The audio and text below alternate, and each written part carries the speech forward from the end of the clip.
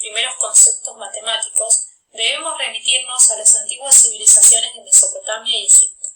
En ambas civilizaciones, durante el tercer milenio antes de nuestra era, surge gradualmente un concepto abstracto del número. Cada una de estas civilizaciones adoptó un determinado sistema de unidad. Durante esta época no se observa que en los cálculos referidos al área exista una correlación con la longitud, pero con el correr del tiempo, más precisamente 1000 años, mediante la práctica de anotar datos, ya sea en tablillas de arcilla en la región de Mesopotamia o en papiros en la región de Egipto, estas civilizaciones irían observando ciertas regularidades. Finales del tercer milenio antes de nuestra era. Durante esta época se llega a un grado más alto de abstracción del concepto de número. Los escribas egipcios y sumerios aprendieron a calcular el área y el volumen a partir de la longitud, a distribuir las provisiones entre los obreros, a calcular el tiempo necesario para llevar a cabo una determinada labor en función de su magnitud, el número de hombres y el ritmo de trabajo. Comienzo del segundo milenio antes de nuestra era. Ambas civilizaciones consiguieron crear sistemas de numeración igualmente abstractos, con medios de representación diferentes. Para los egipcios, la estructura numérica era decimal y aditiva. Había signos distintos para las unidades, las decenas y las centenas, y se trazaban tantos como fueran necesarios. En Mesopotamia se procedía de otra manera. La base de los cálculos matemáticos era 60. Para expresar cifras superiores a 59 era necesario repetir los signos correspondientes. La figura del escriba. Aprender a manejar estos sistemas numéricos requería una formación especializada. El aprendizaje de la aritmética se iniciaba en una fase temprana de la vida escolar de los niños, al mismo tiempo que la lectura y la escritura. El ingreso estaba abierto a dos grupos distintos: los hijos de los ricos y poderosos, que se convertirían en reyes y altos funcionarios, mientras que el otro grupo minoritario, que habían logrado acceder a esta institución educativa, se convertirían en escribas profesionales. El objetivo que se trataba de alcanzar era la instrucción técnica y no la aplicación directa. No se optó por elevar la simbolización, característica de un grado de generalidad, sino por crear una cadena de ejemplos típicos, gracias a la cual es posible por interpolación resolver nuevos problemas. Los resultados geométricos de los egipcios estaban vinculados a asuntos relativos a la propiedad de la tierra creados por las crecidas del río Nilo. Aquí encontramos procedimientos para calcular áreas de rectángulos, triángulos y trapezoides, e incluso mecanismos para el cálculo del área de un círculo. Se sabe que, también, tenían procedimientos para calcular volúmenes de cubos, cilindros y otras figuras. En particular, un tronco de pirámide cuadrada. Aparecen tripletes pitagóricos, por lo que alguna familiaridad debían tener con el teorema de Pitágoras. Mucho de lo que hicieron los egipcios en matemáticas está vinculado a transacciones comerciales, edificaciones, cálculos de superficies, medidas de terrenos y a diversos asuntos de naturaleza práctica en sociedades asentadas básicamente en la agricultura. Los egipcios vivían de la producción agrícola. El sistema redistributivo permitía que el Estado concentrara granos y otros productos a través de los impuestos que pagaba la población. Esos productos se almacenaban en graneros reales, se utilizaban para elaborar pan y cerveza en talleres estatales y estaban destinados a ser repartidos a funcionarios no productores y a los trabajadores estatales en general. En relación con la astronomía, la opinión es que su nivel estaba por debajo de los babilonios. No obstante, se reconoce que los egipcios lograron una determinación del año y un calendario bastante útil. Lo que sí llama la atención es una combinación de astronomía y geometría para la edificación de templos, que son hasta nuestros días un símbolo emblemático de esta civilización, las pirámides. Las obras públicas y los monumentos fueron construidos mediante el sistema de trabajo obligatorio. En particular, en la época de la inundación, todo egipcio estaba obligado a trabajar para el Estado. Inundaciones en Mesopotamia. Desarrollo de la matemática. Cuando hablamos de la Mesopotamia, no nos referimos a una sola civilización, sino más bien a varios pueblos asentados en esta área. Los dos ríos que bañan la Mesopotamia asiática son el Tigris por el este y el Éufrates por el oeste, que nacen en Armenia y desembocan en el Golfo Pérsico.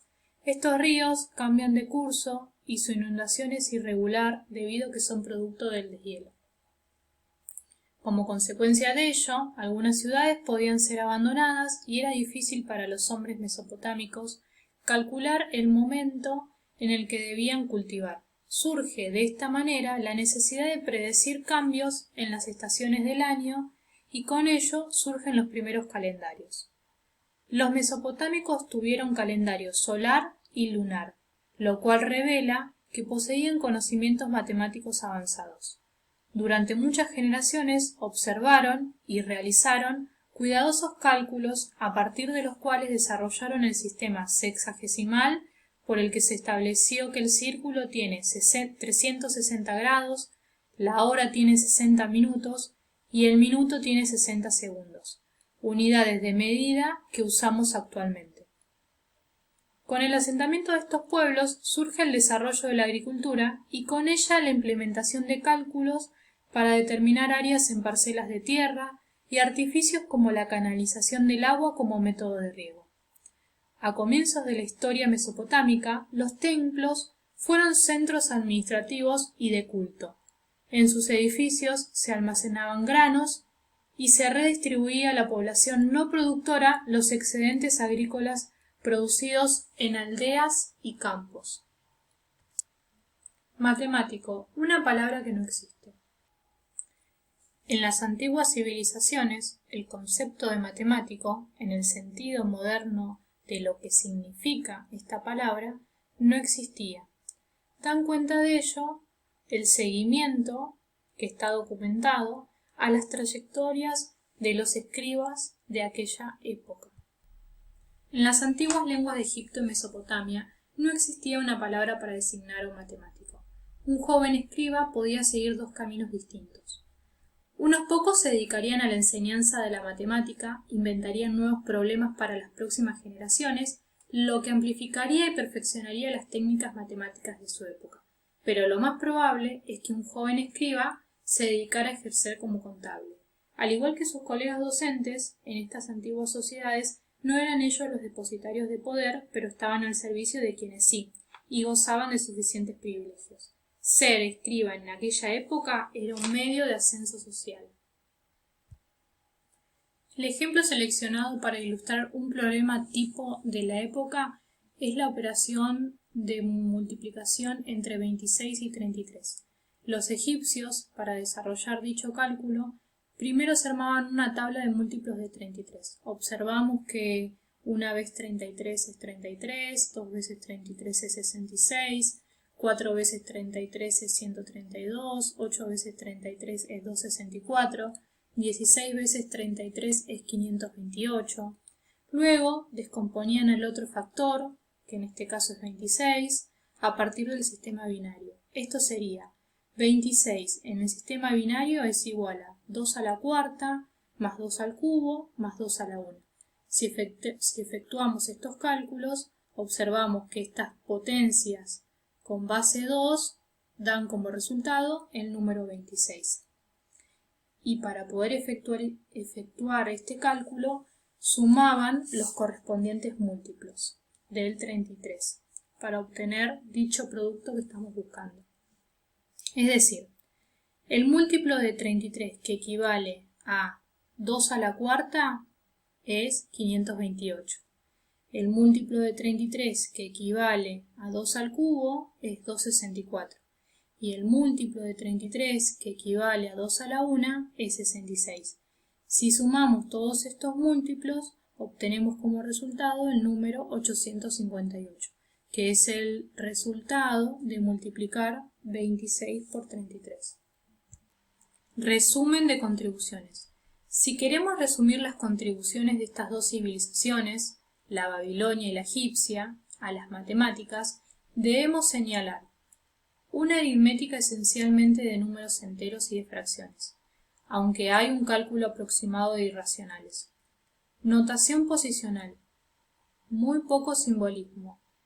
relevante desarrollo del álgebra y la aritmética en los babilonios.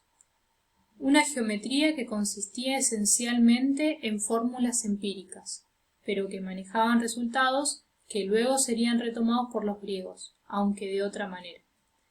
No aparece la idea de prueba o demostración de la forma como la conocemos en la visión occidental y con los ojos de la modernidad, o en general la preocupación por una estructura lógica teórica. Esto será importante a la hora de evaluar con justicia la contribución de la civilización griega a las matemáticas y a la ciencia.